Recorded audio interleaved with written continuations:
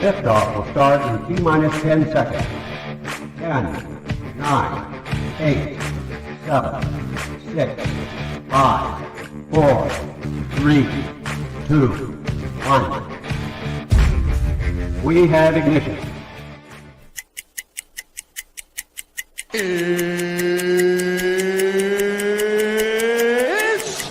time! 17 seconds from Game 7 or from championship number 6. Jordan open. Chicago with the lead. Pfeiffer got a piece of it. It comes off. The Chicago Bulls have won their 6th NBA championship. Tying run at second, 2 out. Palmero over the head of Jenks. Uribe charges, throws, out! And the White Sox have won the World Series. To the far side around the 8-yard line to Hester. Under it and to the middle with the 15 to the 20, break 3 to the 25 to the 30 to the outside. 40, midfield, 40, 30 to the coast, 20, 15, Hester 5. Oh! Touchdown!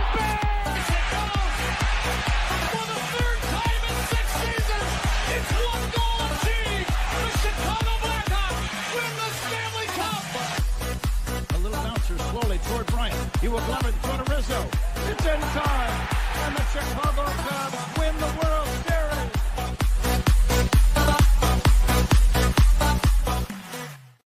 What up, what up, what up? Welcome, Shawn and Maya in the morning on this House Music Monday edition. I'm your boy, the SuperBack, Shawn Sierra. Thanks for tuning in. If you're watching us on Facebook Live, well, then I guess you found us on Facebook. And if you're not following us on Facebook, what? Come on, go to Facebook, type in Sports Zone Chicago, click the like button, and now you're following Sports Zone Chicago. Simple. But wait, there's more. Go to the show's page, go to Shawn and Maya in the morning, like that page as well. So not only will you get, not only are you liking Sports Zone Chicago, but you'll be liking Shawn and Maya in the morning as well. Watching us on our YouTube channel. Excellent. And if you're not subscribed to our YouTube channel, for real, come on, guys. Go to YouTube, type in Sports Zone Chicago, click the subscribe button, but also click the notification button. That's the little bell next to it, and that'll let you know anytime a show from Sports Zone Chicago is going live. Get it? Got it? Good. Now, watch this on our mobile app. And please don't tell me you didn't know we had a mobile app. Come on, baby. What's wrong with you? You got to keep up with the Joneses in them. Okay? So listen, here's what you do. You go to wherever you get your apps from. It doesn't matter where you get your apps from, whether it's iTunes or Google Play or Amazon or Walmart or Kmart or 7-Eleven, Zayre, Zemsky, Macy, Montgomery Ward, Woolworths, Weebles, Goldblatts. Doesn't matter. You go there, you type in Sports Zone Chicago, you download it, you take us with you on the go. So not only do you get in the morning 3 days a week, not only do you get our other live shows throughout the week, and not only are they archived there like they are on Facebook and YouTube, but I'll tell you what, we give you a slew, and I mean a slew of articles. Thanks to my man Clarence Council III. Big up to Clarence for keeping you abreast of all articles Chicago sports related. Now, watching this on our Roku channel, I like that kind of party, baby. And if you don't know, you better ask somebody. Sports Zone Chicago. We have our own Roku channel. So if you have a Roku television in the house, do us a favor. Download Sports Zone Chicago's channel to your television. Okay, and put us there next to the big boys: Netflix, Hulu, Prime, Amazon Prime, Apple Plus, HBO Max, Disney Plus, Paramount Plus, Stars. Oh my God, the season finale of Power Book 4, Raising Kanan, was insane. Insane in the brain. Whew. But I digress. Put us there and watch us on the big screen. How run the big screen, right, Vicky, now. You can also tweet the show. You can tweet us at Sports Zone Shy. That's CHI Sports Zone Shy. Now, if you want to follow me, just me personally online, want to know what I did? Let me tell you what I did. I made it nice and easy for you folks. Nice, easy. One handle for Facebook, Twitter, Instagram, Snapchat, and TikTok. All one handle at the Sierra. We got a great show, but I need you to get interactive. All right, so whatever platform you're watching us on, whether it's Facebook, YouTube, or our mobile app, leave a question or comment on that platform. It'll come up here in the thread. Put it up on the screen. We'll incorporate it into the show, and that, my peoples, is what makes this the best morning Chicago sports talk show around. And that's you. So bring them all, baby. Questions, comments, smart ass remarks, because ain't nobody scared over here. And like The Rock said, baby, don't sing it. Just bring it. Man. People are a little slow this morning. I know it was tough for me getting up for CrossFit this morning. Michelle Wallace is in the Vicky House is what up on the House Music Monday. The Sox let me down. They let us all down, Michelle. But I mean, let's be honest. We realized, we knew we're not delusional. We understood that they were definitely overmatched. They're a much inferior team, and the Cubs are playing good baseball right now. And the Cubs did exactly what they were supposed to do. Okay? They were supposed to do. You know, they had a stretch, a 9-game stretch with Miami, the Sox, and Miami. Well, they can kind of gain some ground, so they thought. Because St. Louis kept pace with them, but they did what they were supposed to do, and it was frustrating because there were opportunities, but in reality, the Cubs are just too good for us right now. They're just a much more talented team, a much I don't want to say better coach, because we have talent. I mean, we have young talent that needs to develop, and the Cubs have a good number of veterans who have produced at some point in this league. And, the White Sox don't. Plain and simple, the White Sox don't. They don't have a good number of veterans that have performed in this league. Okay, it's a call-up. It's a potpourri of young talent for the White Sox, and we see a lot of it. Don't get me wrong, we see a lot of the talent, but it just hasn't been developed yet. And it's going to take some time. And us Sox fans, we're always asking, well, when? How much longer do we have to wait? It's been 20 years. But apparently it's going to be a little long. It's going to take a few years for us to be competitive. And so I wouldn't say the Sox let me down, because I wasn't expecting the White Sox to sweep. I was literally hoping to get one game out of the series, out of the weekend, maybe steal a second one, but there's no way I thought the Sox were going to win. I thought the chances of them winning the series were slim and none, and Slim was about to leave town. That would have had to have been by a crazy play, like maybe the wind forced the Cubs to drop a pop-up, a bases loaded pop-up with 2 outs, all right, and while the ball's in the air, 2-run score type deal. You know what I mean? That type of, but it didn't happen, and it was frustrating. Yeah, my phone was ringing off the hook, or I should say my text message were ringing off the hook. I was getting text messages left and right. I had to mute my phone. I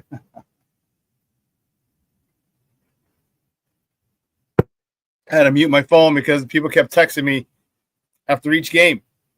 Fridays, Saturdays, and yesterday I got a whole slew of them. And most of the people didn't say anything. They just put the broom emojis. They just put the broom emojis was their message to me. So, Mr. Shorty checking in. What's up, Papa? How are you? It's top of the morning to you. Yeah, it's a rough one. We had a good day yesterday. Brandon Schutz, who's a Cubs playing today. We'll get to that. They're in Miami. We talked about that. They had Miami at home last week. They had the Sox over the weekend at home. Now they travel back to Miami to face the Marlins. Yeah, it's a little slow. It seems like a lot of people are taking their time getting in. But listen, I don't know a lot about a lot, but I do know this: more the usual suspects will chime in on that, my peoples. I can promise you. Yeah. Today just seems like a true Monday. It's a crappy day. It's only going to be in the high 50s, I want to say. It was just 84 a couple days ago, Friday.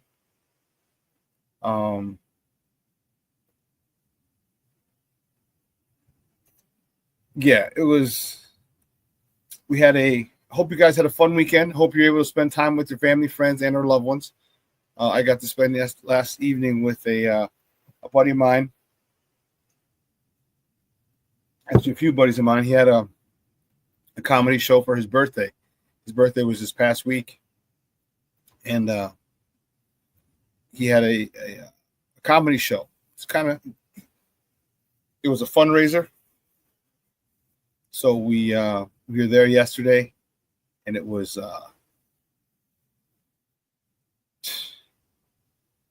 interesting. It was interesting yesterday. Let me just put it that way. It's good to see a lot of my friends. And that's the cool part. And that's exactly what I mean when I say it. Like, do stuff with your peoples, all right? It's like my output people. I had a good contingency of my output people were at Joe's on Weed Street last night for this comedy event. So it was good time. Comedians were good. The last guy was hilarious as all get out. He's been around the world, around the country, I should say. BET and some other stuff. He was really good. And 4 or 5 Tito's and Club with the lemons later. I felt it this morning at CrossFit. Feeling it a little bit this morning here, but the show must go on. Rick Gonzalez checking in. What's up, Papa? I said, good morning, Shawn. At least we got the USFL to watch instead of the Sox. Yeah, I'd rather watch paint dry. I hear you. I hear you, man. It was frustrating. Frustrating as all get out, man. It was.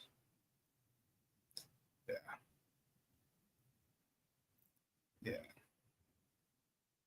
And my man Armando Emeterio Lara Jr. You can't even say hello to me first, huh? You son of a biscuit. You sure didn't forget to text me real quick, did you?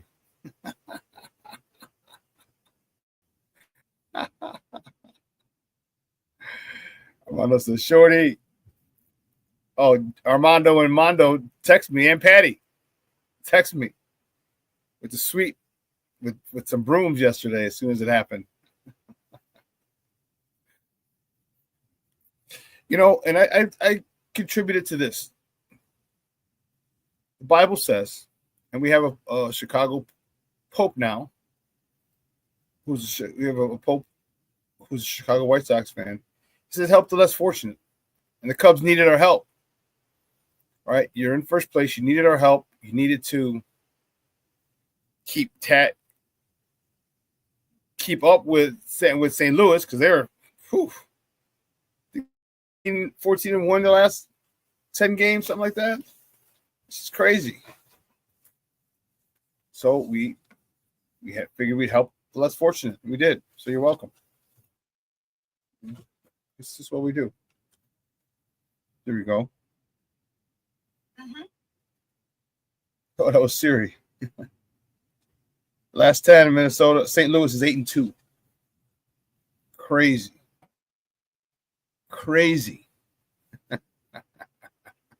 You like that one, huh, Rick?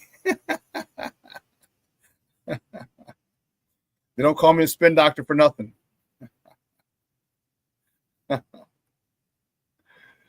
Oh, man. So it was a rough weekend for the boys. But again, what did we really expect? We're hoping for something different, but in all honesty, again, we were just overmatched. And it was frustrating. Just the jamokes, the Wrigley and the Cub fans that I got to deal with, like Junior and Mondo, son, Patty, and then Black Diamond will be on here soon, I'm sure. Talking this, Shorty, all you guys. But it's all right. It's all right. Oh, man. But We have a lot more to talk. We got a good show for you, man. On the top of the hour, 10 o'clock, we have Fred Pfeiffer. He's back. We're going to talk Bulls basketball, also NBA playoffs. This week, during the raffle, not the raffle, the lottery. I'm thinking raffle because we had a raffle last night. The lottery, NBA lottery, and we're also going to talk a little NBA playoffs. And I got something to say about this whole Caitlin Clark, Angel Reese situation. All right. Caitlin Clark,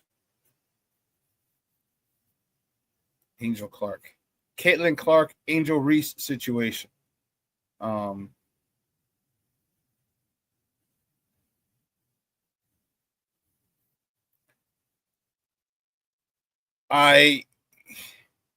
King Booker World checking in. What's up, Papa? How are you? He says, salute everybody and Shawn. As far as that goes, you know, Caitlin Clark has done nothing but elevate this game.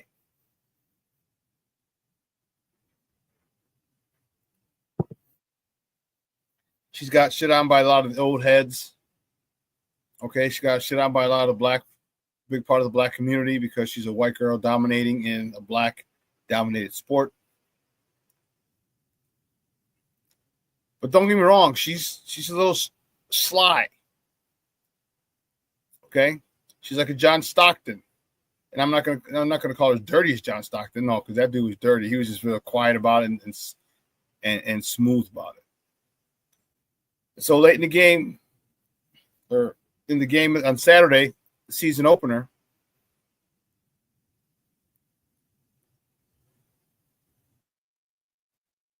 they met again. And Angel Reese got the ball underneath the basket, clear path to the basket, and Caitlin Clark came down hard on her hand. It looked like she just kind of pushed her a little bit. And I don't know if she pushed her or if she was just kind of going with the way Angel was going, Angel Reese. I'm not sure. And I think Angel exaggerated a lot. Her arm was flailing. Okay. Then she gets up and she goes over there, tries to go over there, and Caitlin just walks away, and people get in between them. Aaliyah Boston, Caitlin Clark's teammate, gets in the way. And actually, Aaliyah Boston was shoved by Angel Reese right before the play. As the play's happening, Angel Reese shoves Aaliyah Boston. You see it clearly. You don't notice it because they're looking at Caitlin Clark. But she shoves it.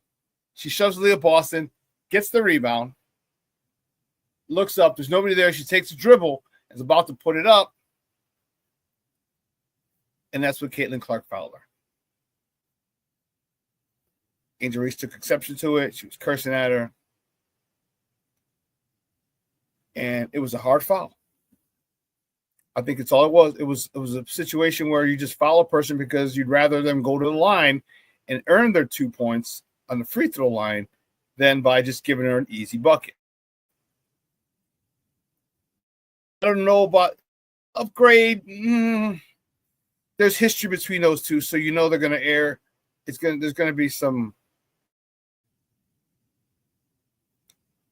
a pre-existing condition type thing. I don't think it to me, what it showed was like Angel Reese is still a little jealous of Caitlin Clark. I don't think she's jealous of her. Because I think Angel Reese wants more, maybe respect from the WNBA, and she gets it, but she also hears a lot of the negative stuff that she can't shoot. You know, her game needs work. She's not polished. You know, misses too many layups. That's how she stats her pads, her rebounding stats, missing layups and getting her rebounds and putting them back in.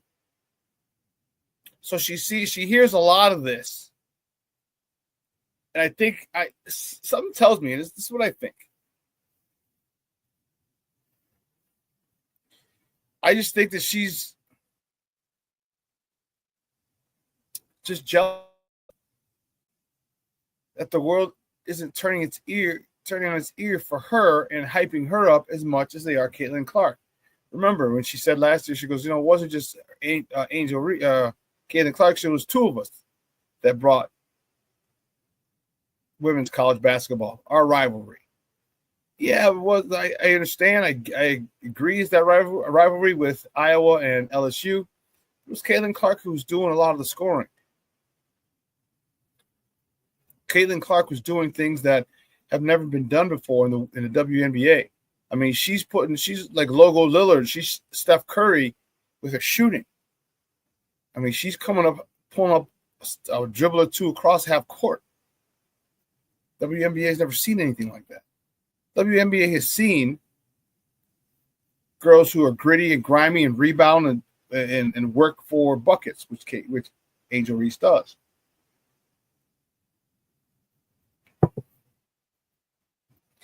Angel Reese's game is nothing generational. Nothing generational. Okay? And I just feel that she just feels a certain way. That she just feels there's a little bit of jealousy, I believe. I feel in that. And I get it. Trust me, I get it. I understand. But she's gotta put that aside. Because listen, as much as she might not be getting, like, Angel Reese needs to do her and do her only. All right, Angel, do you, ma? Period. All right. Caitlin Clark wasn't at the Met Gala. Okay. Now, whether she wanted to be or not, I don't know. But she wasn't there. You were. Okay. Caitlin Clark isn't posing for high fashion magazines. You are. Live in your truth. Be comfortable and be happy with what it is that you have. Comparison is a thief. Comparison is a thief of joy. And I think that Caitlin Clark, some people have it right here, Junior, that Caitlin Clark is in Reese's head. Yes. King Booker World, Angel shows that Caitlin Clark got her psychologically. She does. Stop worrying about it. What you need to worry about is make sure team. Indiana's a good team.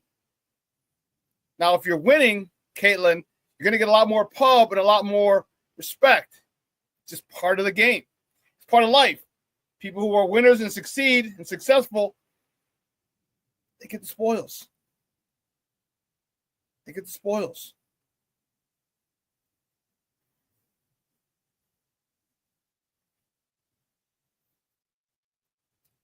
Rick said, and it's right, Rick, rivalries are needed in sports. But there's not a rivalry right now. The Sky are not doing very well against the Fever. See, when it was Larry and Magic, you had the racial overtones, black guy, white guy. Two coast, East Coast, West Coast. They had history from college. But they were good, and their teams were good. Right now, the Sky isn't very good. The Sky isn't very good, and that's what they need. The Sky needs to work on becoming good. And I get what an Angel might be doing this for, Pub. I don't know. She might be trying to hype it up. I don't know. I just feel like the way she went at Caitlin Clark, there was some anger, some hatred, some jealousy, in my opinion, toward Caitlin Clark. Like, she got up mad. Like, that wasn't a hard foul. She didn't punch her in the back of the head. She didn't clothesline her like they did Kurt Rambis. Like Kevin McHale did Kurt Rambis on a fast break. Oh, she came down on her arms, stop her, make sure she couldn't get the shot up, earn your 2 points from the free throw line, period.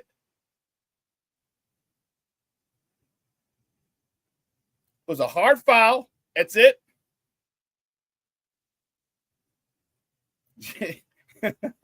You remember that, huh? King Booker World. Rambis was sideways in the air. Yeah, he was.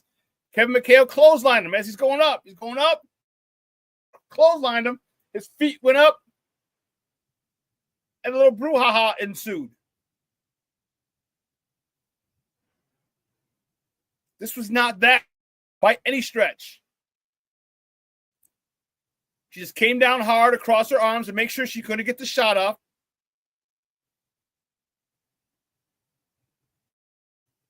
And said, earn it from the line. I think there was too much drama there. I mean, I don't think that's what they need. I mean, maybe it is. You know, especially if they hate each other, or if it seems like Angel hates Caitlin Clark, yeah, maybe you get more publicity, but that's the sizzle. You need the substance. The substance that keeps rivalries going is the teams need to go back and forth. You have to be able to not tell who's going to win a game. And right now, Indiana's got our number. So what they need to do is just focus on playing better basketball. And it's going to be difficult. You got a brand new coach, new philosophy, new offense, new defense. But you got to focus on team basketball, becoming better, becoming a team that not just competes, but is able to go back and forth with the Indiana Fever and other teams in the league.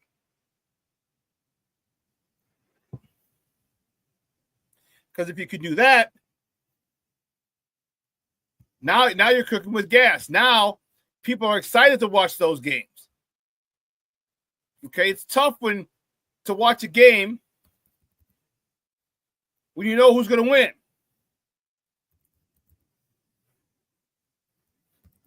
I mean, how crazy is it?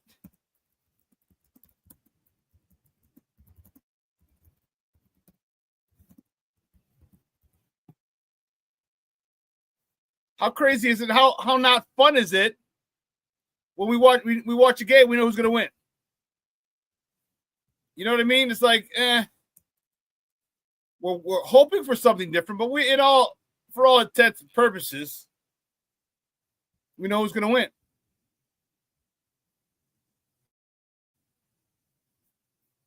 So this is where the Sky has to focus. This is where Angel Reese has to focus. All right, shut your mouth. Focus on getting this team better, where they can compete. They can be legitimate competition and have a legitimate chance of beating the Fever on a regular basis. And if you want to talk your shit, then okay, cool. Right now, you don't have room to do that.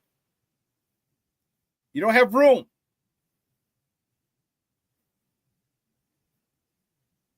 Your team's not good. You're still trying to build chemistry. You added new players, new coach, as I said, a lot of new moving parts.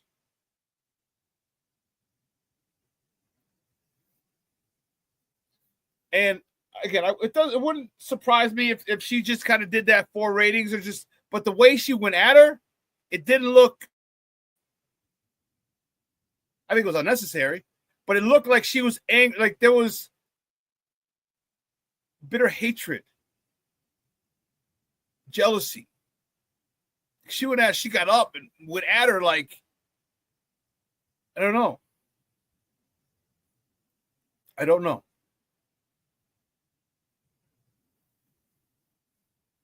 And then, the WNBA is looking into Alex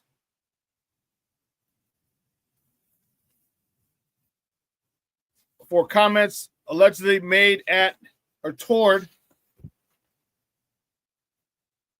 Angel Reese This is from Jason Leisure. He's a Bears writer, but he's also on the Sky Beat as well. A lot of people taking buyouts in the newspapers. But it said the NBA said Sunday that it is looking into whether the fans in Indianapolis crossed the line into hate speech toward star Angel Reese during the season opener against the Fever on Saturday. The source said the alleged use of racial slurs is a focus of the investigation. And the WNBA said in a statement, the WNBA strongly condemns racism, hate, and discrimination in all forms. They have no place in our league or in our society.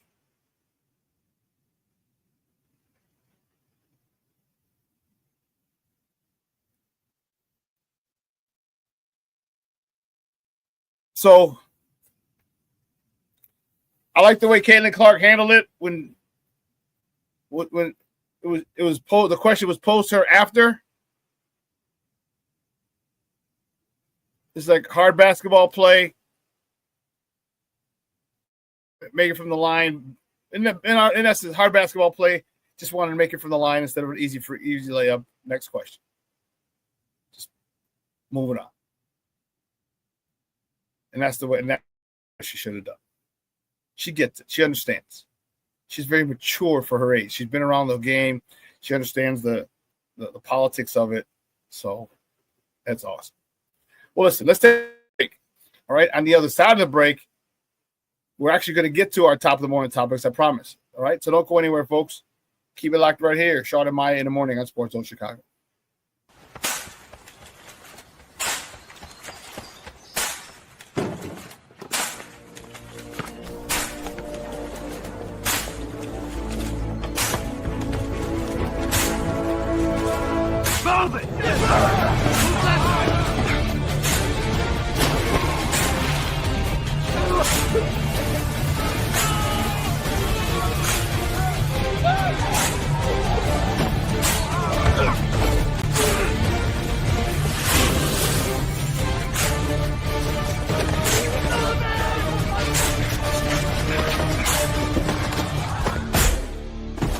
Many will hear the calling. Few will earn the title. United States Marine. The few, the proud, the Marines. Hey, it's your boy, the SuperBack, Shawn Sierra, and be sure to follow Sports Zone Chicago on all social media platforms, on Facebook, Instagram, and our Roku channel. You can find us at Sports Zone Chicago, and on Twitter, we are at Sports Zone Shy. Also, be sure to download our mobile app so you can take Sports Zone Chicago with you on the go.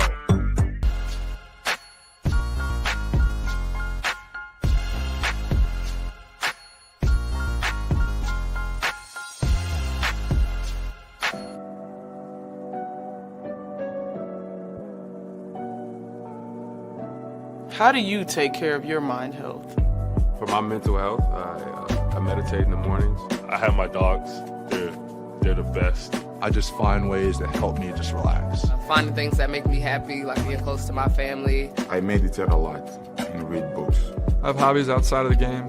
I'm able to switch off. I'm able to turn my brain off from the game of basketball. Your mind health matters. Your mind health matters. We are looking for a few heroes, mentors, trailblazers, innovators, a passion to change lives, spark curiosity, open hearts, and awaken minds, help students answer the question, who am I? This could be your calling, but this is no job. It's the journey of a lifetime. Be a hero. Be a teacher. Mental health and learning disorders don't discriminate. 17 million children and adolescents in the United States live with disorders like anxiety, depression, ADHD, and dyslexia. Less than half get the help they need to thrive. Help the Child Mind Institute change these children's lives. Visit childmind.org.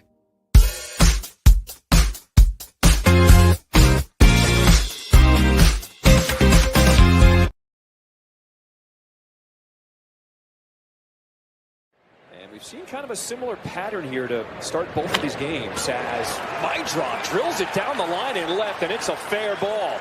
He will dig to second, takes a weird bounce. He's going to look three, but take the turn and go back to second.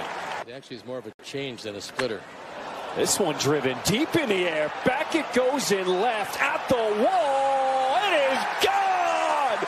Miguel Vargas continues his tail. So he fights off the splitter. He gets a... Julian Merriweather comes on. Robert Jr. turns on one. That's a fair ball into the left field corner. So Luis Robert Jr. with his second hit today. Up the middle, Swanson was shooting towards the second base side of the bag, and he makes the play. Unbelievable range. Welcome back to Shawn and Maya in the morning on Sports Zone Chicago. Those comes courtesy of Chicago Sports Network. Those are the good guys. Tough one yesterday at the hands of the Cubs. But, again, what do we respect? Well, listen, guys, you know how we do it. Let's get at it. Let's get it crack-a-lacking. You know how we do the first segment of every show. It's called Top of the Morning. It won't come just when you want it.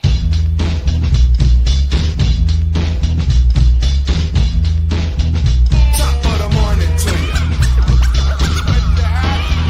Top of the morning to you.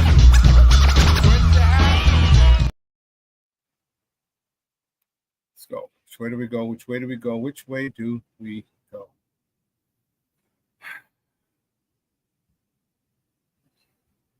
We only got one place to start.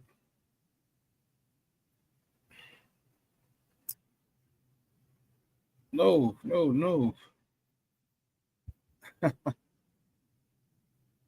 Steve, that's not up there, boss. The Cubs beat our White Sox yesterday, 6-2, sweeping.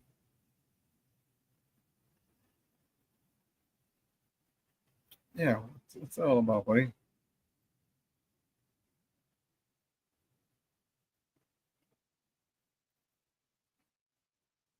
There we go.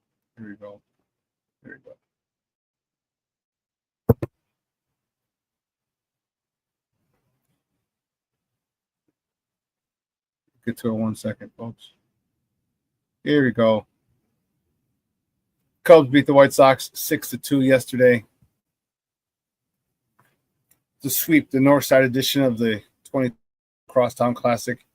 The White Sox, James Cannon was on the bump.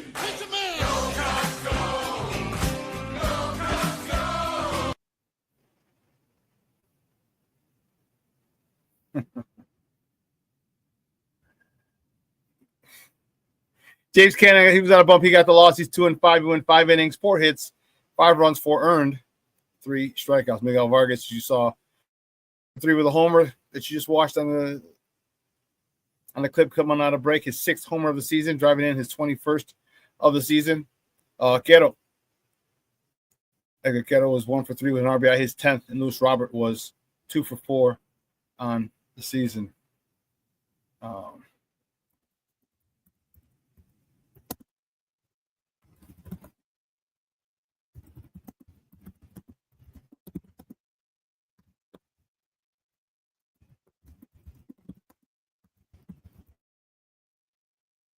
Tough one.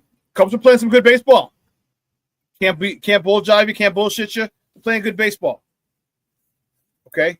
And they're in a spot right now. They're in first place. They're 2 games. 2 games ahead of the St. Louis Cardinals.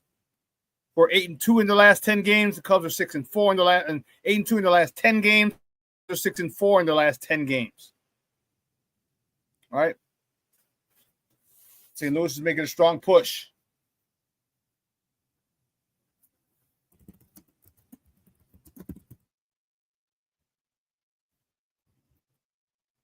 Tough one.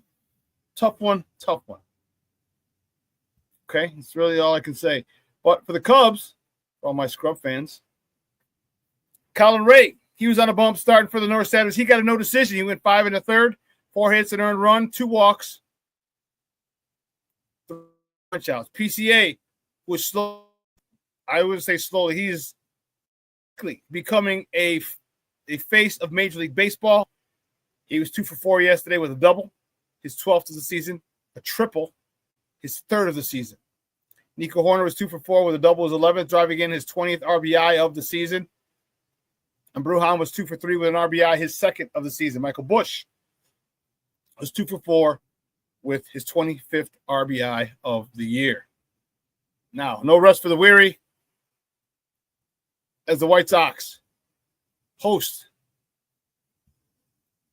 the Seattle Mariners today at the rate. First pitch is at 6:40 p.m. Central.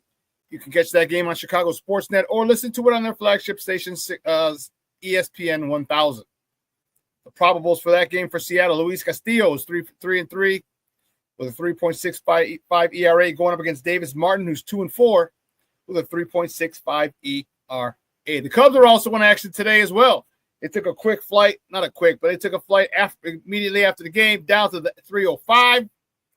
The Cubs opened up a 3-game set against the Miami Marlins down there in Miami. First pitch is at 5:40 p.m. Central. The probables for that game for Chicago: Ben Brown's on the bump for the Northsiders. He's 3-3 with a 4.75 ERA. Going up against Edward Cabrera for the Miami Marlins, who's 0-1 with a 5.52 ERA.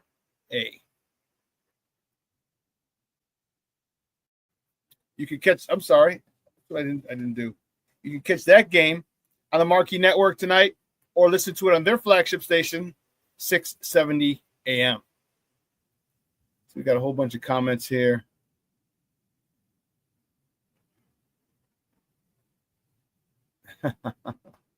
Foster Covers checking in. What's up, Papa? How are you? Thank you for tuning in. I appreciate it.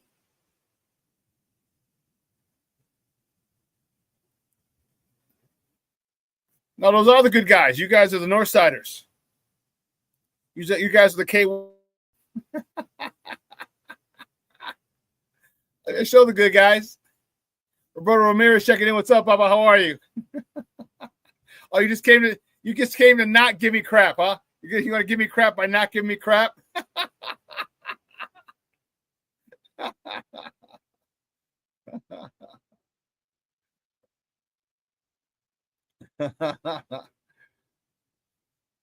I did say this, Roberto. The Cubs are playing good. Oh, the polying, but they're playing good baseball. Excuse me. They are playing good baseball. I cannot deny that fact. Cannot deny that fact. They are looking good.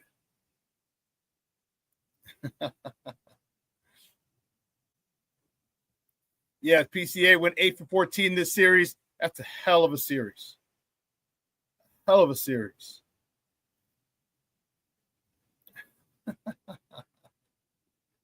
Black Diamond says, King Book, I got that PCA jersey ready for you. Oh, no. Oh, no. He's like, damn it, Black Diamond. I hear you, Michonne. I hear you. So, the season rolls on. The season rolls on, and all right, we got to take our ass whooping and move on. All right, the Cubs, you have a good opportunity right now, okay, to continue to build. You got 3 games against Miami off Thursday, a weekend set against the Reds. You got a chance to really separate yourself, possibly separate yourself from the pack. But St. Louis, man, they are tough. They're 8-2 in their last 10 games. You've got to take 2 out of 3 from Miami. You should sweep them, but you got to take 2 or 3 from Miami, a minimum. And your minimum, you got to take 2 or 3. You should sweep them. We took 2 out of 3 from them. You guys should be able to sweep them.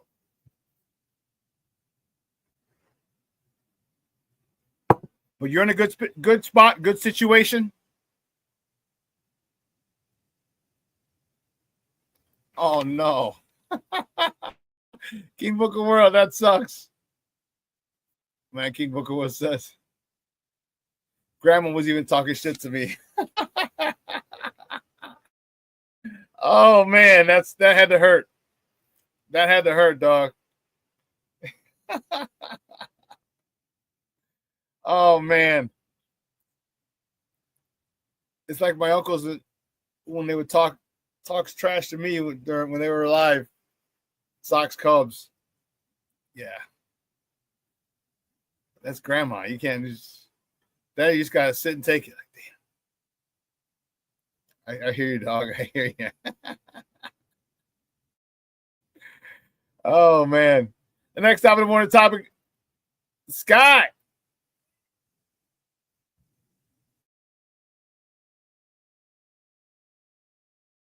Sky with a big win they lost the season opener on Saturday in Indiana to the Fever, 93-58. That was an ass whooping.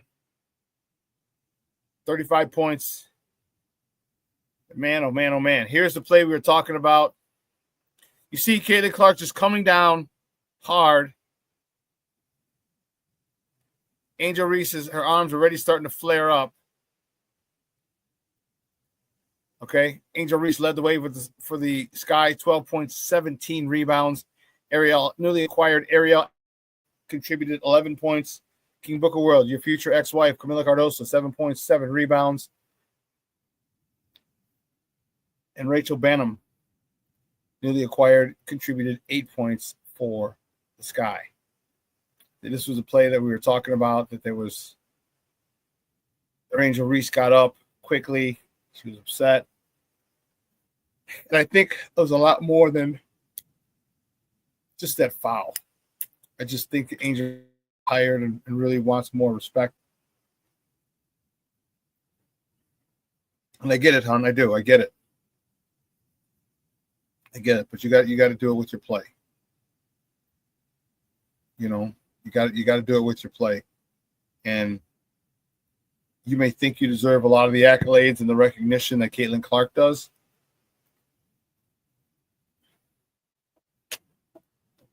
And you deserve a lot of recognition for what you're doing for the league. But I still think Caitlin Clark might be slightly ahead of you in regards to the attention she deserves. And that's no disrespect to you. It's just the way that Caitlin plays the game. She's doing things in the WNBA that haven't been done before. Again, there have been a ton of girls who are gritty and grimy and blue collar like you are, hardworking under the boards. Okay? But what Caitlin's doing is just generational.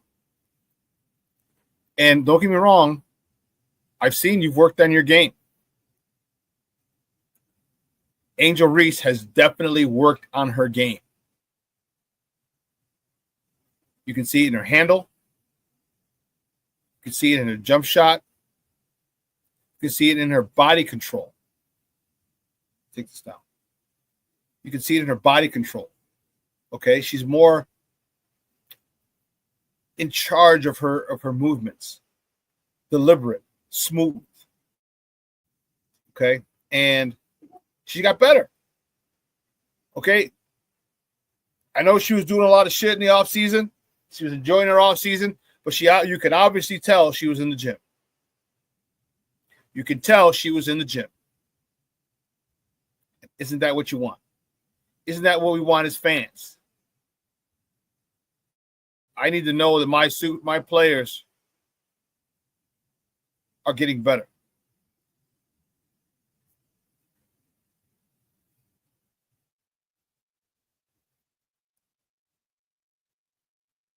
Junior says, Caitlin Clark looks, it's not Carlin, it's Caitlin. It's your fat fingers. R's next to the T on the keyboard. It's Caitlin, not George Carlin. The Caitlin Clark looks like the WWE wrestler from the 90s and 2000s. I forgot his name. Not the British Bulldog or Bret Hart. Who are you thinking? King Booker World talking about his future ex-wife. He's got to talk to her. 7 rebounds ain't going to cut it. We got to last at least 4 years before we break up.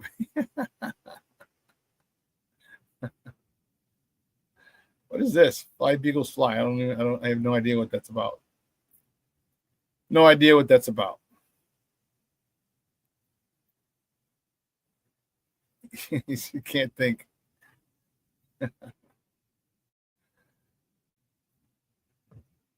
So the Sky,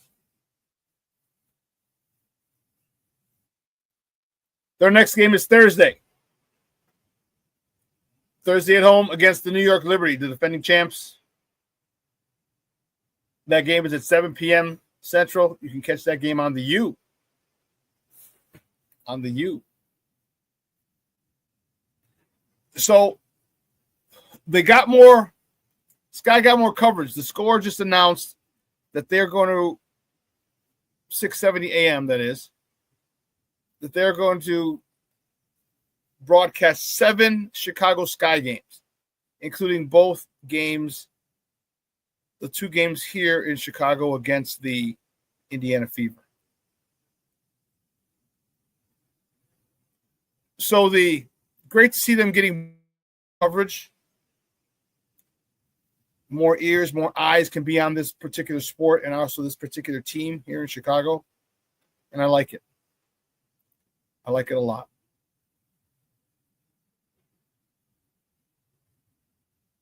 Oh, Junior says Fat Fingers. Remember when the Eagles won? My Fat Fingers typed "Fly Beagles Fly." Yeah, I remember that.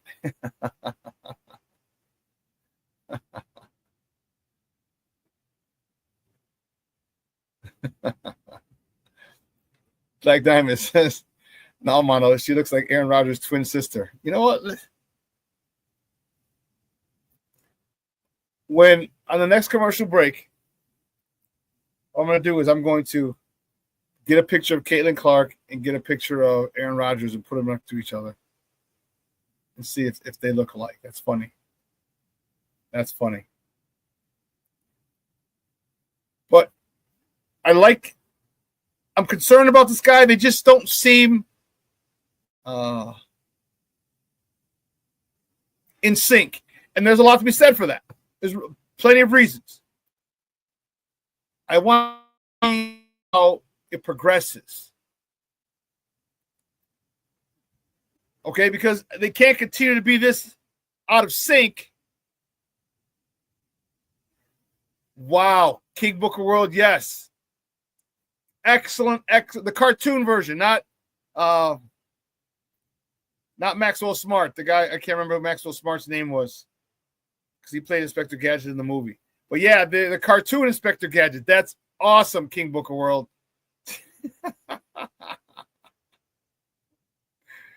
Oh, man. That's awesome.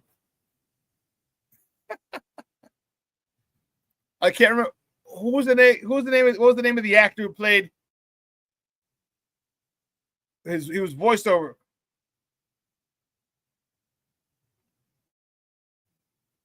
No. Not in the movie, in the TV show. Now Matthew Broderick played it in the movie. But he the guy who played it in the TV show was also the voice of Tennessee Tuxedo. Yeah. James Ford checking in. What's up, Papa? How are you? Thank you for tuning in. I appreciate it. Don Adams. Is that it? Don Adams. Why isn't that grabbing me?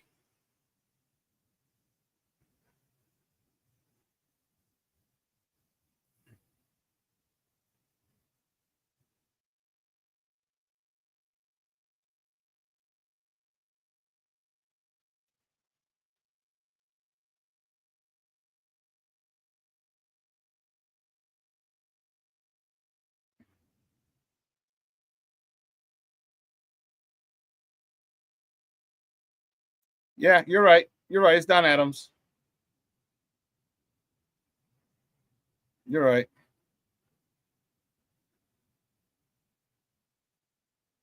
Wow, 5 seasons, huh? That's crazy. 1965 for 5 seasons. That's nuts. That's nuts. Oh, Don Adams died in 05. Wow, 20 years ago. Lymphoma and a lung infection. Okay. Yeah, again, he was also the voice. He was also the voice of Inspector Gadget on the TV show and on and Tennessee Tuxedo. Yeah. Oh, Armando says the wrestler was Kidman, who she looked like. I don't remember what Kidman looked like. But Michelle and Junior Don Adams, thank you. I appreciate it. Go, Gadget Trey.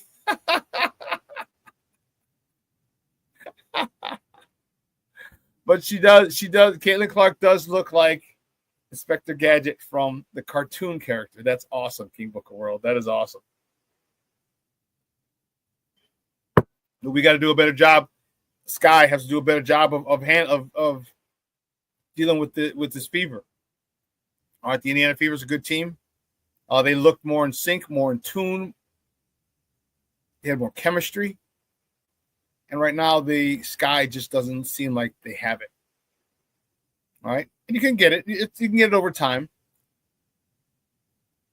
But I want to see more plays run. I mean, who's our three-point shooter? Who's our, you know what I mean? Like, I'm looking for the dead-eye three shooter. I don't know. We'll see. Anyway, listen, we're going to take a quick break, and on the other side of the break, we're going to welcome my man back, Fred Pfeiffer from the Big Red Bus. We're going to put a bow on the Chicago Bulls, and we're going to talk the NBA draft lottery. All right, and the nonsense that is, the sham that is. And we're going to ask him who he thinks the Bulls should go after with the 12th pick. All right. So my man Fred. See Red Fred on the other side of the break. Don't go anywhere, but keep it locked right here. Shawn and Maya in the morning on Sports Zone Chicago.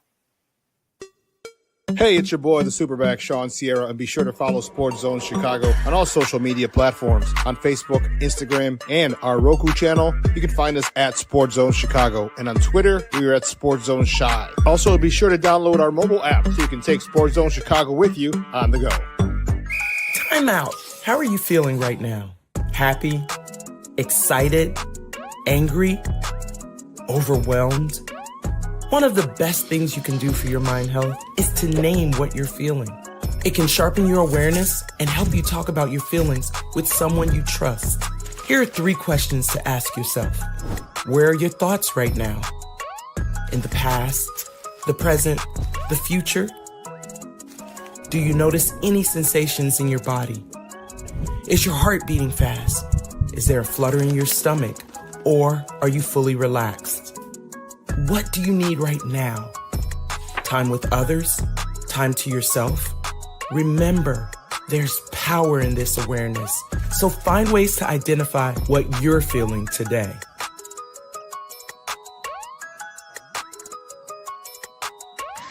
Hi, guys. Hey. Hi, Megan. Hey, Jessica. Megan, you're a tramp. Brian Fitch told me you guys made out.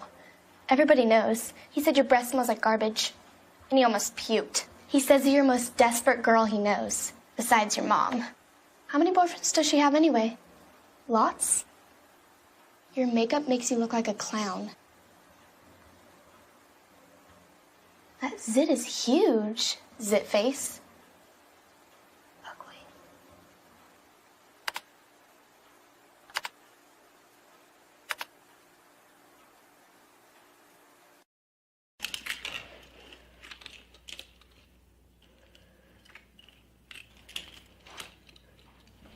Hey, bud, what you doing? I'm playing with cars. Cars? Can you show me what a car does? Whoa. Hold on a second. First of all, this is a school zone. So you need to put down your cell phone, stop texting, and let's get to driving. Now you're coming up to a stop sign, right? You need to slow down and stop before you hit that Y line. I want you to look left, right, left. You don't want to get hit by a car going on your left, and to your right to make sure you don't get sideswiped by a guy coming from your right. You're coming, and you see a crosswalk. You better slow your horses down, because the #1 rule of driving is always yield to pedestrians. Now stop, pull over, and you are done driving. Gosh, what do they teach you kids in school nowadays?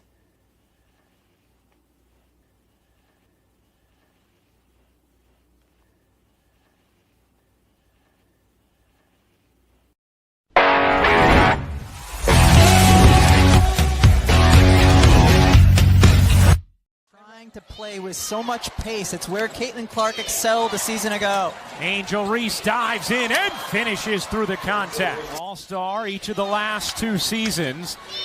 Nice position. Reese lays it in on a beautiful feed from Cardoso. Certainly knows. She loves the step back going to her left side. Here's Reese, center of the lane. Nice dish. And Cardoso finishes on a gorgeous delivery from Angel Reese. Curious about how they're going to look offensively, making everything fit together. A lot of new key pieces as Nurse able to squeeze it in. Because they're going to have significant contributions from rookies, I think we got to give them a little bit of time to develop. It's always hard. Nice drive there and finish. That 10th rebound and come up with the triple-double. Here's Van Lith leaning and hitting.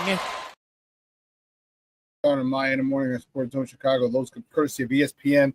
That was Sky in their blowout loss to the Indiana Fever on Saturday, and it was ugly. It was ugly. And again, those clips courtesy of ESPN. I guess my next guest is a good friend of the program. We're fired up to talk about him, to talk with him about our Bulls. He's the host of the Big Red Bus. You can find him on Twitter at CBE Fred for Chicago Bullseye. Guys, just welcome back to Shawn and Maya, Fred Pfeiffer. Fred, what's up, Papa? Good morning. Shawn, I'm doing great. Can you hear me okay? Yes, I can, sir. Oh, yes, fantastic. I live in fear of the first 30 seconds every time I call you. Is my audio working? So good to talk to you, Shawn. I hope you're doing well. I love your show. Yeah, it was a rough game for Sky the other day, but, you lost to a really good team. Yeah, Indiana's good, and they have Caitlin Clark is no joke, man. She is special. She is special. The thing that really impresses me about her is her vision. Her passion is incredible. It's incredible, and it's not just the shooting. I've never seen. I mean, even at the men level, we're talking. It's as good as it gets in terms of vision passing. So, Magic Johnson is right up there with all of them, and incredible stuff. I enjoy watching every game. You get enamored by her long 3-pointers, and you forget her assists are just as flamboyant. Long 3/4 court or half court bounce passes to, teammates streaking up the court, pick it up, 2-step, lay it in because they're not dunking. Quick no-look passes. Just her vision, her basketball IQ is just really off the charts. It's like she played street ball back in the day for a long time. Like you know what I mean? Like it seems like she, and I know she didn't, but it seemed like she played street ball back in the day for a long time, and she's just on top of the game. Her mental the mental aspect of her game is just through the roof, and I love it, man. I love it. Even agree. The Sky, I love it. I will say too. I saw some really good stuff from Angel Reese. I thought she improved. Clearly, she put some work in. Yes, hit a 3. Even though they lost and got blown out, I still thought she showed some really good, significant signs of improvement. So I'm one of the few people who like both players. I don't understand why we have to choose one or the other. I love watching both of them, and I'm a huge fan of both organizations. And to me, it's good. More people watching women's basketball is good for everybody. Yeah, and you're right about it. And I said that earlier in the show. I was like, you could tell Angel Reese has been in the gym. I know she's been to the Met Gala. I know she's been in Europe doing some fashion shows and shit. But you know what? She kept the main thing, and that's basketball. And she looks smoother. What I said is she looks more in control of her body control. Her footwork and her body control are so much more improved this year than they were last year. And you only get that by putting in the work in the offseason. And I love it for her. I just want her to keep getting better and better and better. Agree. Yeah, so it's good stuff. But on to the beloved Bulls. Hopefully things will change and we'll have a nice draft pick at number 12. I don't know about you. I'm not what a gut punch when you realize that, if it's true, if things let's just point out the Giddey shot, which in my opinion was a highlight of the season at half court against the Lakers. Let's just assume that shot is missed and everything finishes out the same way. The Bulls end up with Cooper Flag.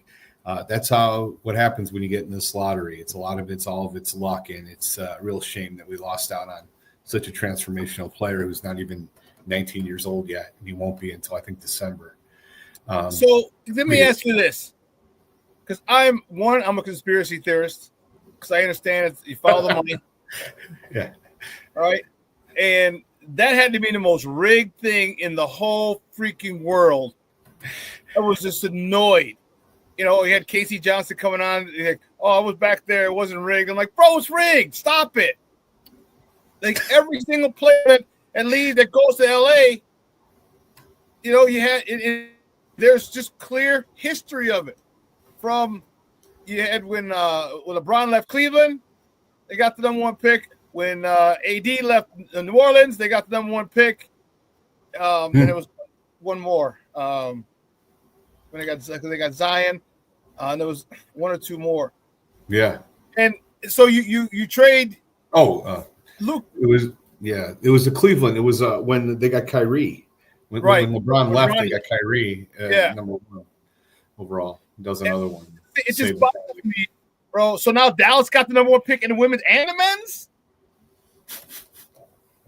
Yeah, I mean, I don't know. I think a lot of it's it's just shocking. I really think if they wanted to make it really rigged, though, I think they would have given it to the Spurs, you know, with Pop going out and then you got because they got Wemby. You can't have too many big stars. Yeah, that's probably true too. Also, but I mean, look at 08. Look at 08. Chicago was down for a while. 1 year. The number 1 overall pick was definitely Derrick Rose. There wasn't a question about it. That's not true. Chicago at the time, Chicago Kid. But at the time, there was a massive debate. You can even see if you go back and watch the tape when the Bulls won that first pick. People, I can't remember who the reporter was. It might have been Doris Burke. I think it was. Went over to Steve Shanwell, who represented the Bulls, and asked. So big debate going on right now. Is it Rose or Michael Beasley? And that was a massive debate at the time. We kind of like glossed over it and act like, oh, it wasn't a debate. I argued with a ton of mouth-breathing Bulls fans who were like, we already got a point guard. We got Kirk Heinrich, who had a terrible year in 07 and 08. And it was a primary reason. If you go back to that time period, the Bulls had a really good streak. They signed a number 1 overall free agent in the class when they oh my God, I'm having a senior moment here when they signed from the Pistons. No, from the Pistons. Big Ben? Big Ben Wallace. 06-07, they got him. They won 49 games, went to the second round. Then that following season, everything fell apart. And that's when they fell into the lottery. And that's when they got Rose. But there was a huge debate at that time. We already got a point guard. Why don't we get Beasley? And I think by the time the Bulls took him, it was probably more 60, 70, 30s, 40. But there was a large contingent of fans that wanted Beasley. I don't think John Paxson gets enough credit for taking Rose when you already had Kirk Heinrich, a beloved player on the roster. So, but anyhow, there's no doubt about this one, though. It's flag, and there's a massive, huge drop off after him. After that. Yeah. So it's who can we get? I mean, can we get Maluak from Duke? Is he going to fall to 12? You know, because he would be a nice rim protector, young guy who can run the court and, play some defense for us. You know, I mean, who should we look at? Who are some names that we should keep an eye out for? Because when we hear the name, a lot of people, aren't going to know who it is because these one and dones, you don't get a chance to watch them develop and get familiar with them because they're one and done. Yeah, it's a great question. So unfortunately, we're picking 12th. If you go back and look at the last 10 years, the players who've been picked at that 12th position: Derek Lively, Jalen Williams, Tyrese Halliburton, PJ Washington, Miles Bridges, Luke Kennard, Taurean Prince. I mean, you can get a good player at 12.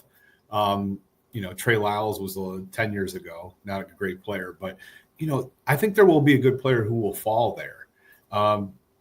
I'm a really big fan of Jacques Jonas, and a lot of rumors are that he's falling a little bit from Illinois, the point guard. But the issue is the Bulls, it's a mountain of guards on this team, right? So, are you really going to take another guard? And my answer to that, or my point is, I think they should potentially look at taking a guard and trading either an Io or Kobe, or I hate to say it because I love Kobe, but I do feel like I just feel like there's a good chance that if you got to take where the Bulls are at in their progression, you got to take the best player available. And if Jacques Jonas falls to that point, I think you got to explore taking him.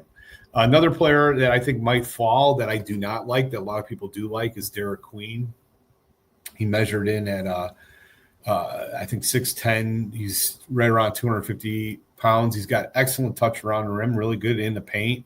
Problem with him is huge wingspan, but he's not a good defender. He's not a great athlete. Slow. That's my issue and he's not a good outside shooter. I really believe you need to be one or the other. Ideally have both. You got to be able to hit the three in today's NBA or be an incredible defender if you're a big man. If you're neither of those, you're a liability for the team. You're not going to be playing down the stretch. It's just been proven over and over again. Yeah. Look at Alperen Sengun, who everybody seems to love. Like down the stretch, he was a massive, to me, liability down the stretch. You can't hit the three, can't stretch the floor, doesn't hit free throws at a high percentage. I would trade that guy in 5 minutes if I'm Houston. And so, I think Queen's definitely in that type of I've been pretty good at identifying busts and over my career, and that's one guy I don't think is going to translate really well to the NBA. Another guy I've been hearing a lot about is Danny Wolf, the 7-foot Michigan, power forward / center. He'd be a center in the NBA today. I like a lot about him. I think he's got really good vision. He does a lot of good things for his size, but limited athletically. Is it going to be great on the defensive end? It's such a tough thing. If I'm the Bulls, I'd really love to find a really good defensive center who's going to take over for Vooch. I think the Bulls should trade Vooch to Golden State this summer. Yeah. But the problem is that the really good ones are going to be off the board by the time they pick at 12. So my guy was saying what I asked you about Maluak, if he's going to be available, and you don't think he will be at 12. I don't. I love him. That's the guy that would be perfect, I think, for this rebuild to get him. But I don't think he's going to be available. I think he'll be off the board somewhere around 7, 8, 9. But if he is there, you better take that guy. He's going to be fantastic. Run to the podium. Exactly. I don't know. I do kind of feel this draft is I heard a ton about how great this draft was going to be. And to be honest, I've only really started a deep dive on the players that the Bulls are about, supposedly going to get. I will say I'm not impressed. Even Yakashonis, who I do like from Illinois, I'm not as high on him as I was on Io, and Io was picked in the second round. I think he's good. He's got a lot of skills, but he's a little sloppy with the ball. He's inconsistent as a shooter. A ton of turnovers at Illinois. Somewhat limited athletically. I mean, he's a good athlete, but not a great one by any stretch of the imagination. I just see so many faults with a lot of these players that I hear the Bulls are going to be picking.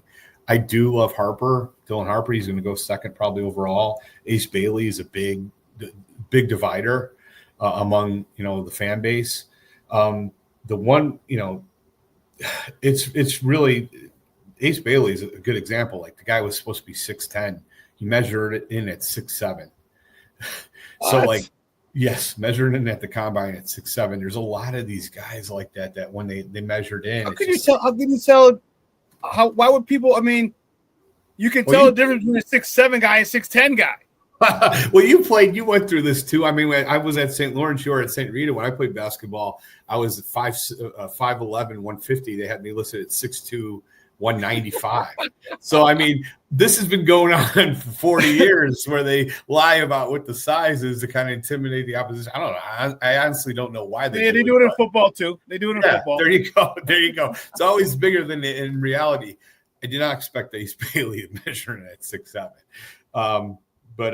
So to be honest with you, I'm really a little bit down on this draft. I think the Bulls' direction should be next year's 3 players, transformational players. One of them, Boozer's, Carlos Boozer's son, that's going to be available in the top 3 next year. I really think the Bulls should try to aggressively tank, and that could be done. Obviously, you're not trying to lose, but if you trade Vooch off this team, and if you trade, let's say, an Io for draft assets or one of our key players, you might should consider Kobe, who I love, but I don't think I just don't. I think you need to move one of those guys to really embrace failure. The problem is embrace the suck. But the problem is the East is so bad now going forward. I don't think it's possible. They're going to re-sign Giddey. Yeah. I think they're probably going to try to win. And if they do try to win and they keep their roster as is, look at the East. Like, there's a good shot they could be top 6, maybe even 7. I think they will avoid the play-in if they just bring the whole roster back as is and get even a modicum of progression from if Giddey has a full year like he did in the last 20 games. What say you? Do you agree with that? I think yeah, I see that because I'm not scared of or really worried. Indiana's probably the team that I'm most concerned about. Okay, but the Knicks, and I'm happy for the Knicks. I am happy as a pig in slop for the Knicks. So if they do win it, which I don't think they will, but if they do win it, at least my friends from college who've never seen a New York Knicks championship, there were 3 or 2 the last time they won it, so they don't even see it. It would be great. Jalen Hurts would own New York, you know what I mean? Right. But the way Tibbs plays, I'm expecting someone to get hurt. Yeah. The way he runs them into the ground. I'm surprised. I'm not surprised. I'm surprised that Jalen Hurts. I shouldn't say that. I'm not surprised he had those guys in late. He did that here. I just hope that nothing really happens to those guys in a meaningless point of a game when they're up, because we know how Tibbs likes to just those players into the ground. Boston, they're done. Right? My man's not coming back. Jason Tatum's not coming back till right about this time next year. And at that point, who knows we're going to be Jaylen Brown's not. He's a Robin. He's not such a good Batman. I mean, Tito Horford is 65 years old. I mean, what the heck? You know what I mean? Like, you got guys. Yes. So there's not a lot. Maybe Atlanta. All right. There's not a lot of good teams in the East. So the Bulls really could get a good spot, a position in the rankings, in maybe a 4 or 5 or 6, and go right into the playoffs and avoid the play. And I see it happening. I do. Yeah, I mean, you brought up a point which really bothers me. I don't know if you saw the game 6, the closeout game with the Knicks against Boston, and they were up over 30 points with 5 minutes left in that game, and Tibbs had OG Anunoby and Mikal Bridges still on the floor. Yep. I mean, that's idiocy. It's you're either being dumb or you're letting your coaching ego outweigh the potential injury. If one of those guys got hurt at that moment, what are we talking about today? Like, it's crazy to me that people just kind of gloss over this stuff. Like, let me be clear. I don't dislike Tibbs personally. I think he's a really good coach and he's helped a lot of teams improve. But, as a son of a coach and someone that's coached for many years, I take player health in this profession seriously. And my foundational belief is that players win games. And if you're like the number one job of a coach above all is to put your players in position to succeed and protect their health, why are you have these 2 guys in, especially like OG Anunoby, who's got like a long history of injuries in the game with 30 plus, a decided game? It's reckless. It's like unacceptable. And the only thing more frustrating to me than the decision itself is like the refusal of people to ask him about it, or writers to justify it, or just to turn their nose to it. It's ridiculous. I mean, you can have the debate all day about if Derrick Rose should have been in the game with the Bulls up 12 and 2 minutes left. There's no debate about 30 points in 5 minutes. 30-point lead. It's crazy. It's crazy. So yeah, I agree. You would think, Fred, that he would learn. You would think, you know what I mean? You would think that you had the league MVP, all right, in at a meaningless point of the game when you're up, game's pretty much in hand, and you left him out there unnecessarily, and he got hurt. Oh. And I'm not saying it's your fault, Tibbs. No, but what I'm saying is you put him in that position, and as coaches, like you just said, you put your players in the best position to be successful.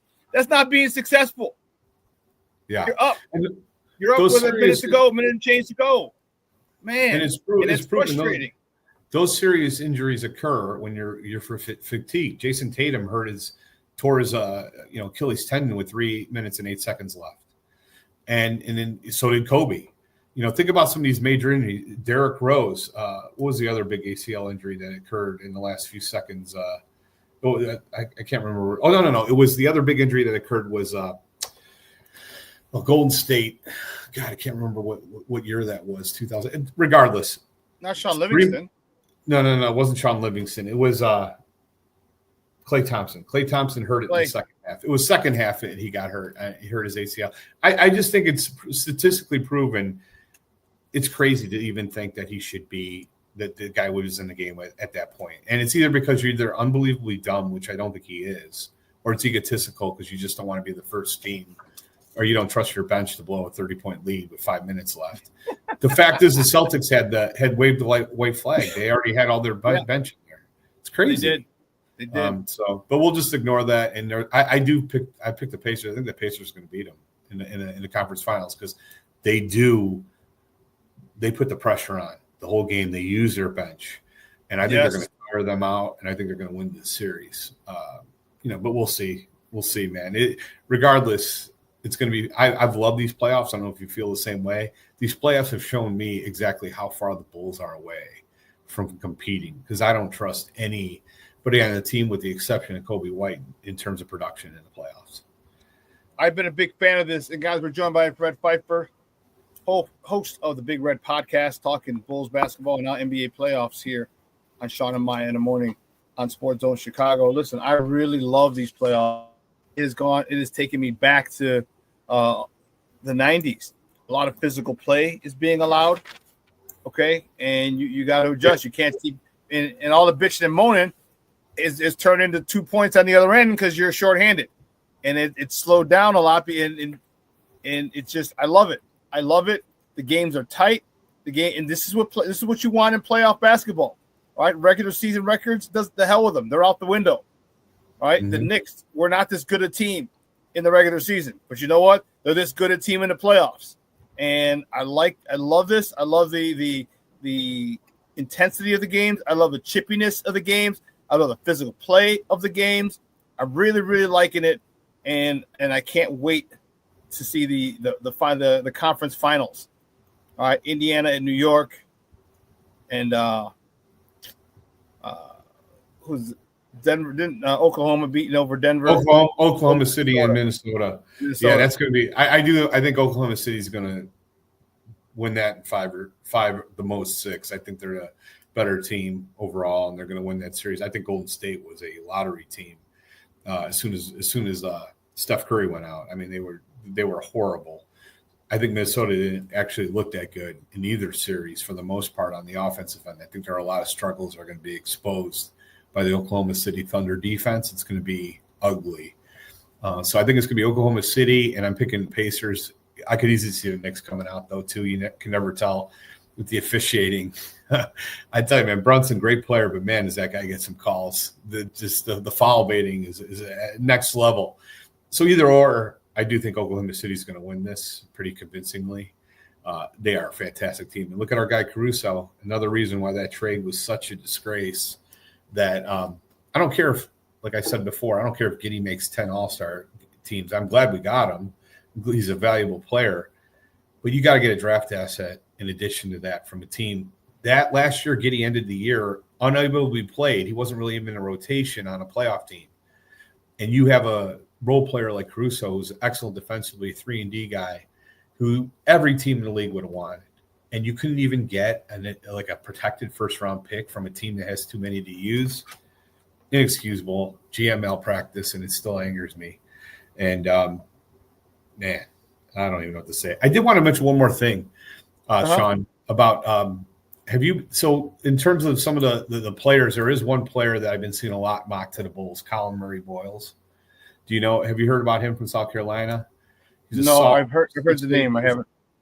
6'8", 245. Really good defensively. He averaged like 17 points and 8 rebounds. I like him a lot, but the issue with him is he can't shoot. He's not a good – and he's a little bit undersized 5. That's how I kind of see him kind of projecting to the NBA. Again, another guy can't shoot. You say 6'8"? He's 6'8". I think he's measuring at 6'8", but he'll play the center position probably in the NBA. The other guy I liked a lot was Jace Richardson, who's going to probably be available, but he measured in at 6 feet. So he measured in, and he was listed at 6'3", and he measured in at 6 feet. Excellent athlete, great. I thought he played really well down the stretch for Michigan State, but good lineage, another guard. So there's just so many. That happens when you're picking 12. You're getting these players that have a lot of potential issues or red flags. So, but I'm just going to do a little bit deeper dive. By the next time I see you, I'll be ready to tell you who I think they should take. But we'll see. I hope it's not a guard, Fred. I really do. We got tons of guards. Give me, and first, ideally, I would love Maluak to be able to fall. And if that's the case, man, that solves a lot of problems there, Fred. A lot of problems for this team.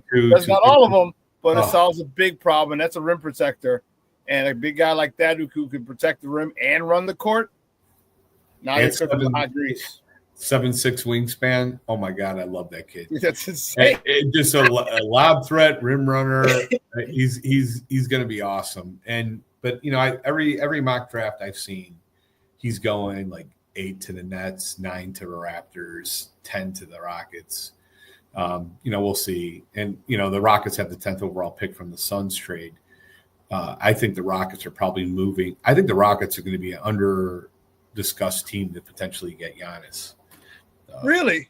Yeah, they got a ton of draft assets, and I think if I were the Rockets, I'd absolutely move Sengun. I'd move Green, who I thought was awful in the playoffs, awful, and I'd move a couple of their draft assets to get Giannis. Where do you think Giannis is going? He's going to go somewhere, I think. Definitely ain't here. Definitely not down definitely not down I-94. That's for sure. If it was here, we'd have to move every single available asset. Yeah, he'd be the only guy here. Giannis in the rec league. Yeah, exactly. Because the first thing they're going to ask for is Matas. That's the first thing they're going to ask for is Matas. Oh, there's no way. There's no way we get him without him. I think yes, totally. And not only that, I'm not even sure. The other big team that you're hearing is San Antonio. And so, they got the rookie of the year.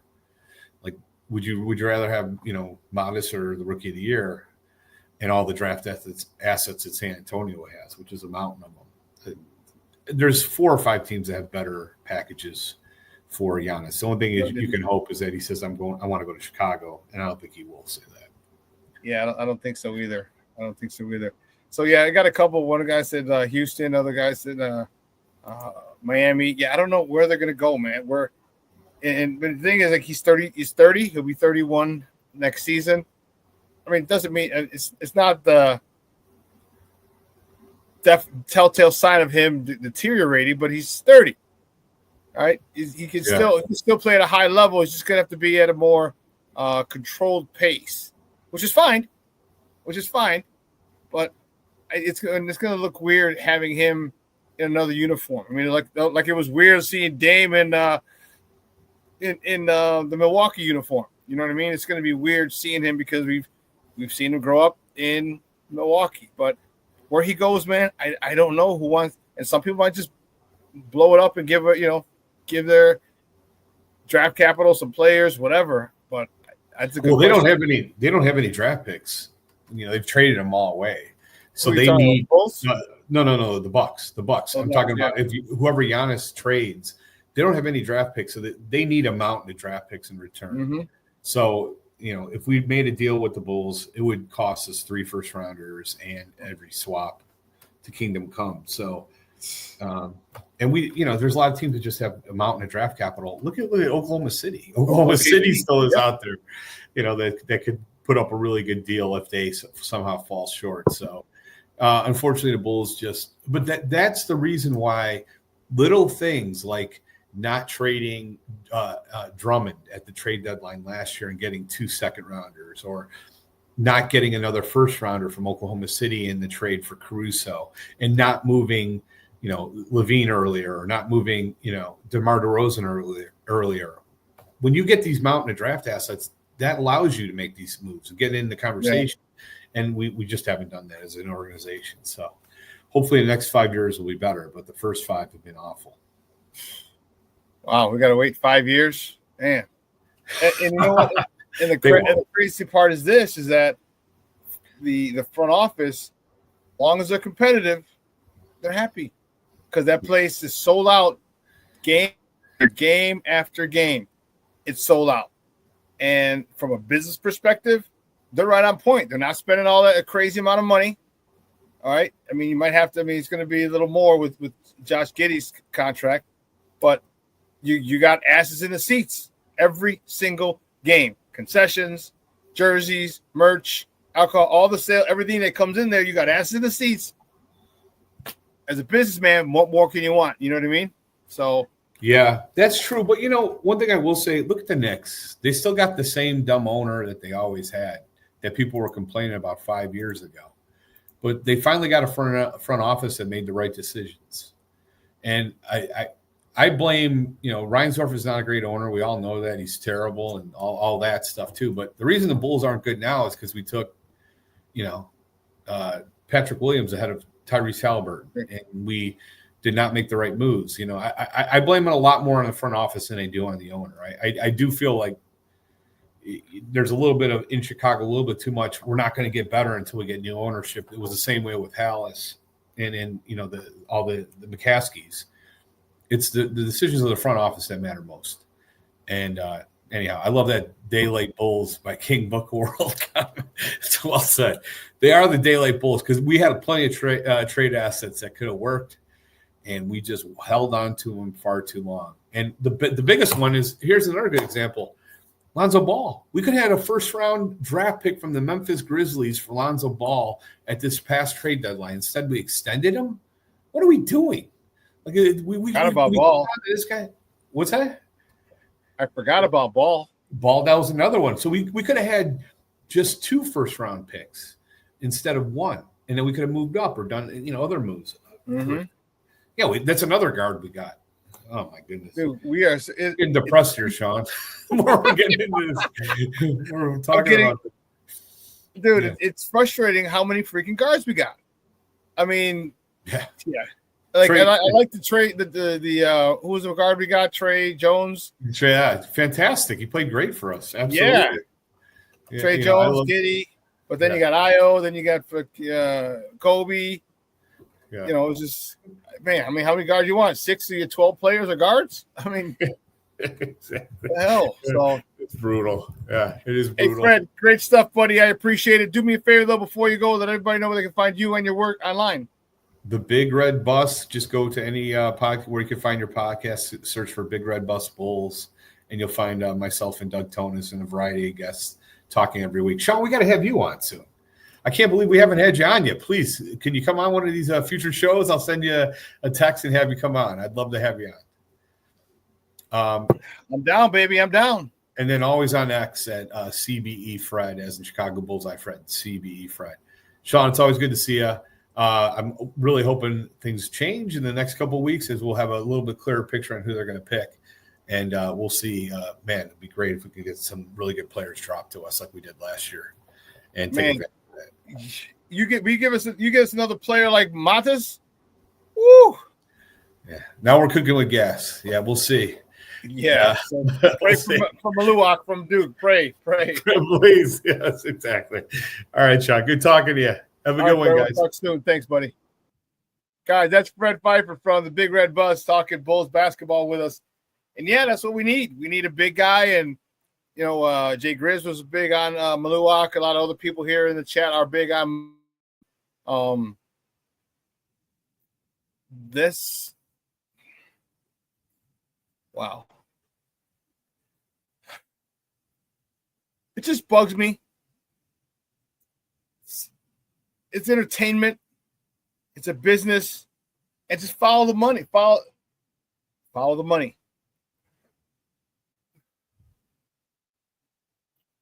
How you couldn't see Dallas getting the number 1 overall pick. Back in 2008, there was talk Michael Beasley or Derrick Rose, but I truly believe, me, I'm a conspiracy theorist. Just like, all right, it was ordained, it was set. All right, Derrick Rose was one heck of a player, went to the national championship game. If he could hit some free throws, they would have won it at the end of regulation. But you saw a guy, they understood. Chicago loves its basketball. All right, Chicago loves, it's a basketball town. Okay.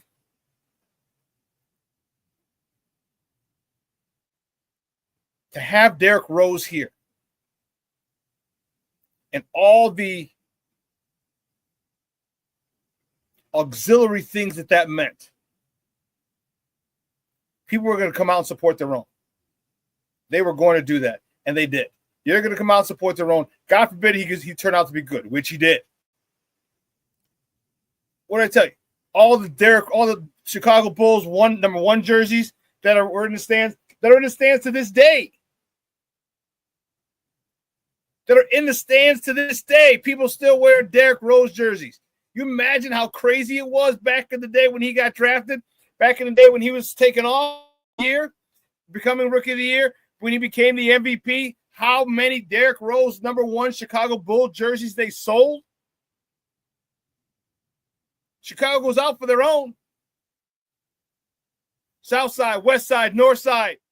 Man, they loved them some Derrick Rose. We understand it. He was a bomb. And that's why I continue to say that it's rigged. It's rigged.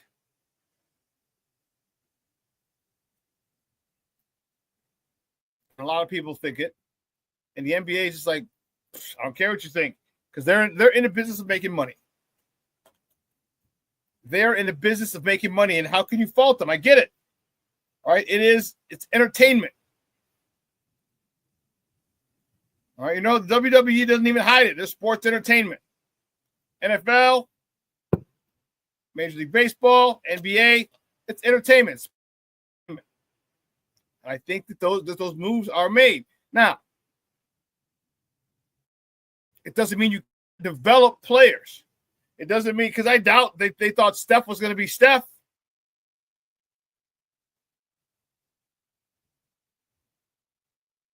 So here's where the Bulls front office needs to develop. And they've done a good job. Io has turned out to be well. Kobe has done well. Only guy is P. Won't. He's the only guy who they haven't been able to develop, the number one overall pick, or this regime's first draft pick. And I think that has more to do with him than it does with their development. One of the other things, the last thing we didn't get to talk about was the Bears. All right, last week, said the Bears are closing the door, or is questions, are the Bears closing the door on the Chicago Stadium? Team statement cites significant progress with Arlington Heights. Well, we kind of knew that. Frustrated legislative fumes, they keep flip-flopping. But you had to know this. This is not your first rodeo, legislator. You know this is not their first. It's not your first rodeo. State Representative Cam Buckner says Chicago Bears, it's hard to believe their announcements or proclamations because they keep flip-flopping.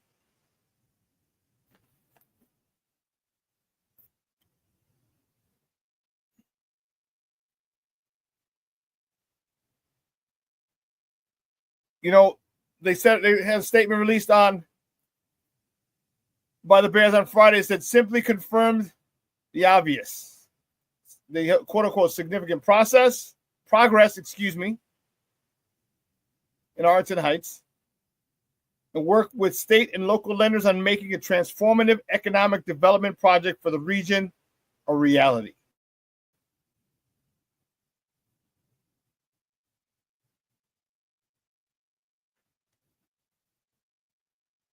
Was this coming as a huge surprise, everybody? I don't think so. I told you where I want it to be. I want it to be in the lakefront. But I also understand the politics of it. He was, he had an angle, he had an agenda, get that tax bill lowered. It's just going to be weird for us. Still don't like it, but there's really nothing I can do. And as soon as they put or shovels in the dirt,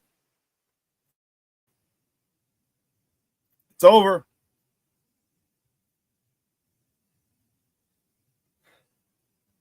And it's probably going to be sooner than later.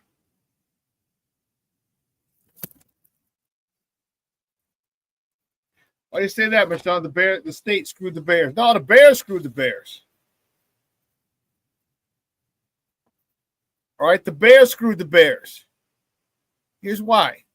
One, you got the rehab of Soldier Field. Remember when they 02, 03, something like that? You put that ugly ass spaceship inside. That's for starters.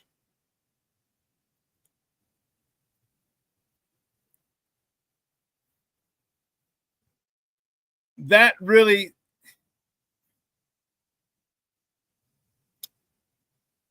the public funding that you use from it.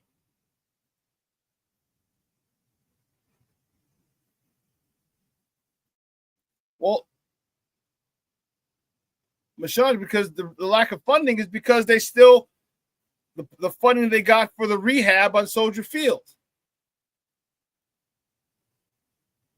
And what I don't understand is this. Why the state finds it difficult. Why the state doesn't acquiesce and say, okay, we give you money for funds. I don't understand it. And here's why I don't understand it. Because the state and the city are going to get their taxes on every single ticket, parking space. They're going to make money. And if you had it done downtown, like if you have it done on Arlington Heights, it's going to be an enclosed stadium, which means it can be used year-round. So not only are you using this year-round, but now you're generating revenue, city and state, year-round. So instead of just, like there's nothing going on there in the winter at Soldier Field, nothing. But in the winter, you can have concerts. You can have the Big Ten concert. You can have WrestleMania. You can have a whole bunch of things inside. And every time and I get it, I understand. The parking isn't ideal. But the renderings that they gave showed a train station coming right into the new stadium.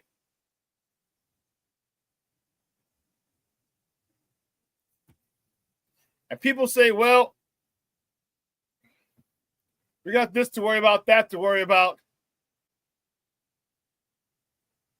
What are we doing with the weed money? What are we doing with the gambling money? Because you ain't fixing pensions. Our streets are still full of potholes. Wrecking suspension system after suspension system of Chicago drivers.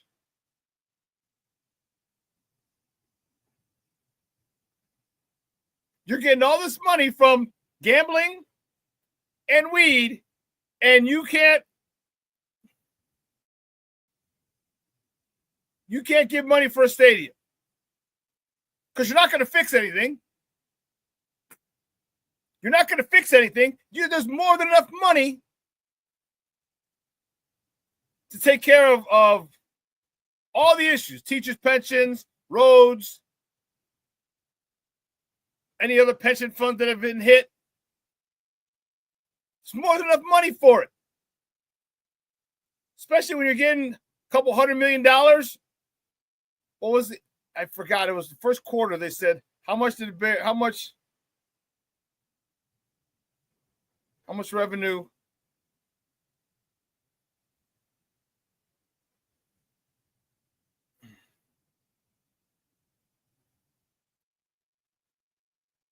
Or Illinois?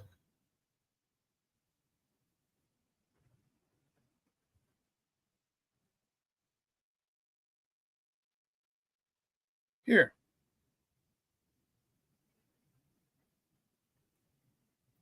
Recreational sales grew 2.5% last. Dispensaries logging in $1.72 billion in sales. Illinois' legal weed business reached an all-time high in 2024, with the state reaping more than $2 billion in sales and nearly $500 million in sales tax. You're getting $500 million in sales tax. $500 million in sales tax. There's your revenue. That's from weed.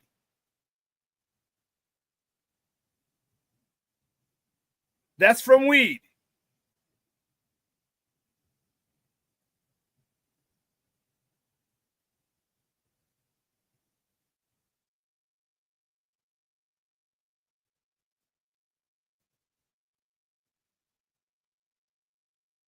Illinois Gaming Board reported $1.7 billion in gaming tax revenue for 2024.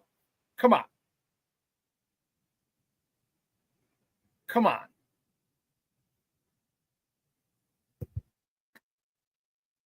But you can't build stadiums.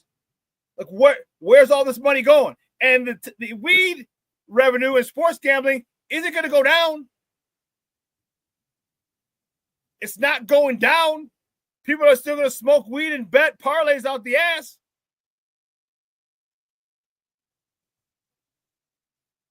So this is pretty much guaranteed income.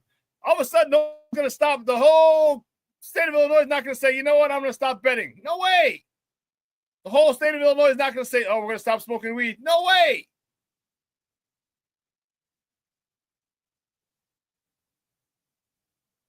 So you have about over $1 billion in taxes a year in revenue that you're getting. What are you doing with it?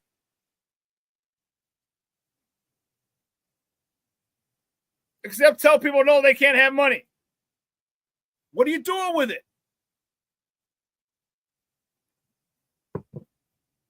That adds to the skyline. That adds to downtown. That adds to the allure of Chicago.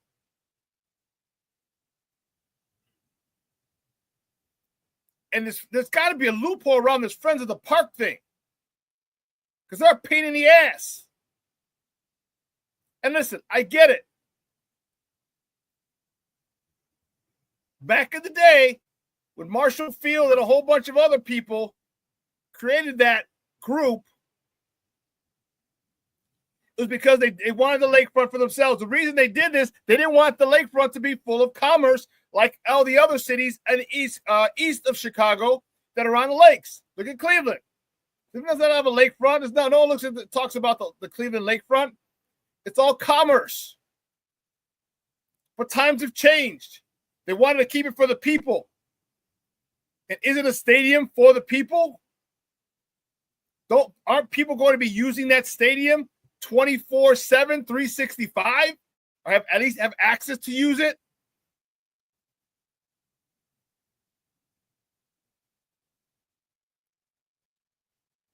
And then when there aren't, think of all the revenue. I just told you all the different events. And then when they're not events, you have tours. You have tours of the new stadium. You don't think Chicagoans and visitors and tourists are going to want to see the brand new NFL stadium in Chicago on the lakefront? Of course.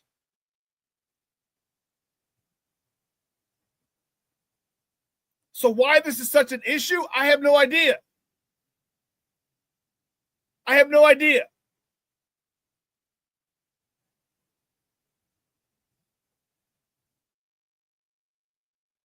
Put it in the south lot. You have the Waldron lot. You have the spot where you could have made Soldier Field the parking lot. You know what? I still haven't gone down to south of McCormick Place by Prairie Shores and what's east of Prairie Shores.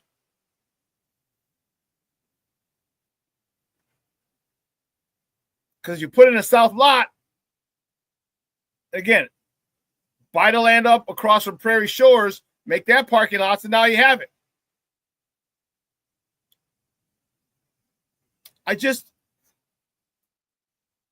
Believe me, I know it's a move. It's in vain because more than likely it's going to Arlington Heights.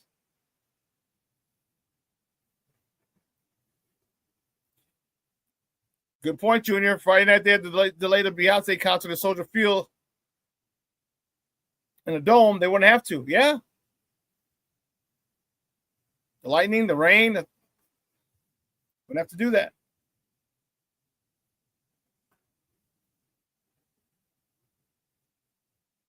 So I get it. Arlington Heights wins. Doesn't mean I have to be happy about it, because I'm not. It's just what, and obviously I'm not a politician and I'm not plugged in on how a lot of the politics works. But you're getting over $1 billion in revenue a year. Where's it going? You replenish all the funds that you talked about. Streets and sand. I told you, got the streets still suck. So where's this money going? Where? That's what I want to know. Well, listen, man, 2 hours is coming and going. I want to thank my friend, our friend, my guest, Fred Pfeiffer, Southside Chicago Catholic League guy from St. Lawrence. Boo. For coming out and talking Bulls basketball with us.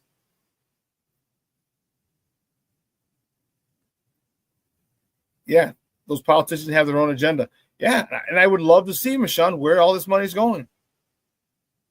I would love to see it. Because this is in property taxes, with the new records in sales tax for gaming and for sports gambling and for marijuana. They can't help the Bears out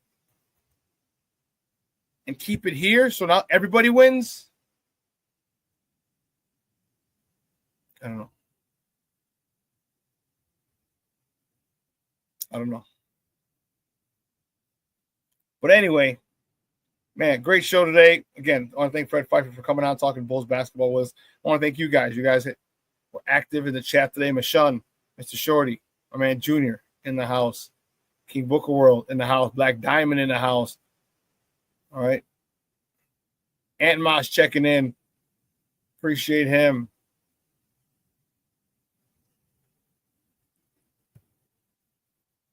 Let's say Armando, my man Junior. Rick Gonzalez checking in. Shorty, Brandon Schutz checking in. Everyone else, if I missed you, my apologies. But I want to thank you guys for tuning in, for love and support. I appreciate it greatly. So it's going to be a cold one today. What's the high?